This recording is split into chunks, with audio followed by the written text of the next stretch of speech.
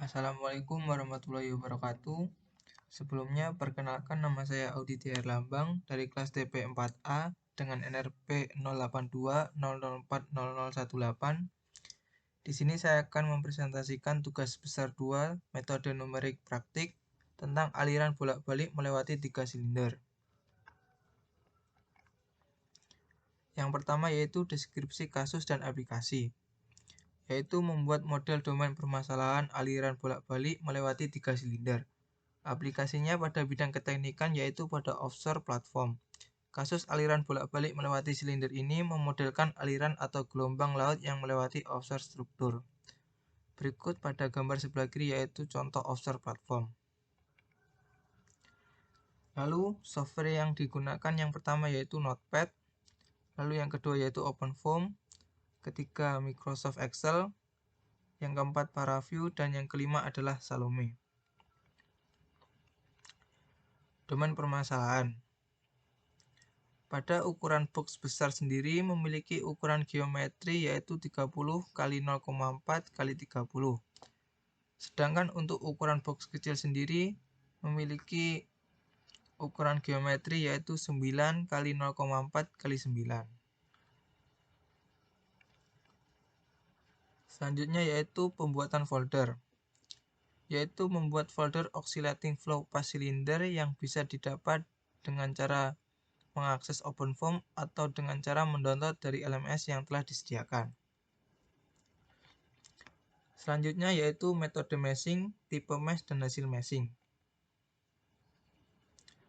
Pembuatan desain mesh, yaitu pembuatan desain mesh dapat dilakukan dengan cara menggunakan bantuan software Salome dengan ketentuan yang telah sesuai dengan domain permasalahan seperti awal tadi.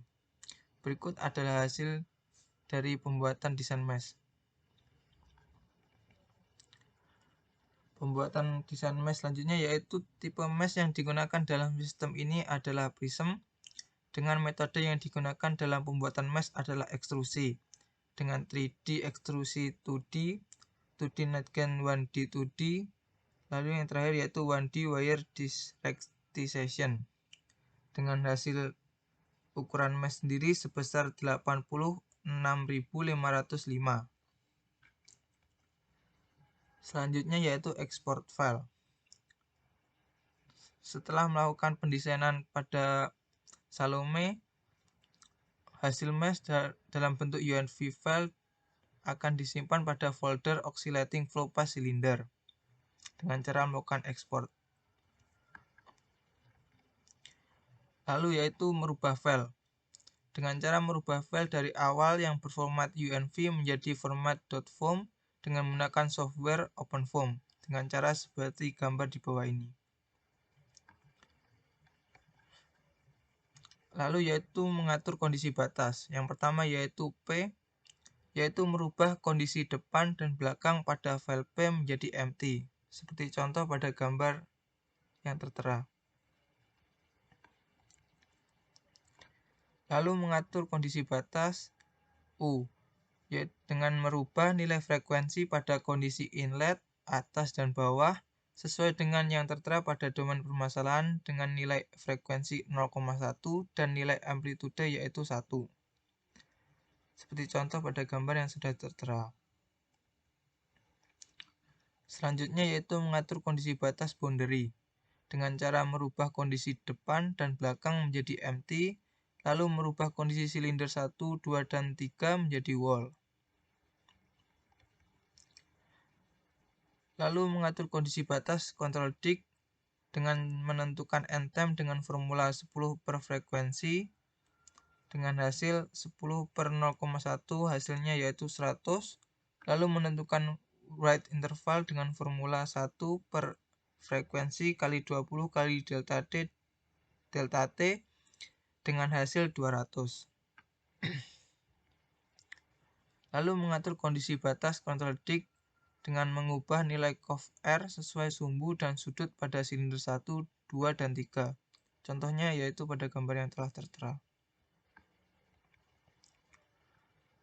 Selanjutnya yaitu melakukan perintah icofoam dengan melakukan running pada OpenFOAM dengan perintah icofoam. Lalu tunggu hingga selesai, setelah itu lakukan perintah dot seperti contohnya pada gambar di bawah ini. Setelah itu yaitu simulasi kasus. Simulasi kasus seperti gambar di samping yaitu dapat dilakukan dengan cara menggunakan software ParaView. Berikut adalah hasil ParaView dengan sebelah kiri yaitu plot contour vorticity dengan waktu 8,3. Sedangkan sebelah kanan yaitu plot contour vorticity dengan waktu 9. Lalu selanjutnya ada hasil ParaView dengan sebelah kiri yaitu plot kontur tekanan dengan waktu 8,3 dan sebelah kanan plot kontur tekanan dengan waktu 9. Lalu ada plot koefisien gaya terhadap waktu, yaitu input data yang berada pada folder post process ke dalam Microsoft Excel, lalu buat grafik CD terhadap waktu dan grafik CL terhadap waktu. Ya, berikut adalah hasil grafik Forces 1. Di sebelah kiri yaitu plot drag koefisien terhadap waktu pada Forces 1. Dapat dilihat pada grafik naik turun yang berarti menyimbolkan bahwa aliran bolak-balik. Lalu sebelah kanan yaitu plot lift koefisien terhadap waktu pada Forces 1. Setelah itu yaitu hasil grafik Forces 2. Seperti gambar di samping kiri yaitu plot drag koefisien terhadap waktu pada Forces 2. Dan sebelah kanan yaitu plot lift koefisien terhadap waktu pada Forces 2. Dapat dilihat pada grafik sebelah kanan, jika grafik dimulai dari negatif, aliran dimulai dari sebelah kiri. Dan apabila jika grafik dimulai dari positif, yang berarti aliran dimulai dari sebelah kanan. Yang ketiga yaitu hasil grafik Forces 3, plot drag koefisien terhadap waktu pada Forces 3. Dan sebelah kanan yaitu plot lift koefisien terhadap waktu pada proses 3. Kesimpulannya yaitu sesuai dengan grafik yang telah dibuat, koefisien drag terbesar terjadi pada silinder 3 dikarenakan nilai CD dan CL lebih besar dibandingkan dengan grafik yang lainnya. Terima kasih. Mohon maaf apabila banyak kesalahan.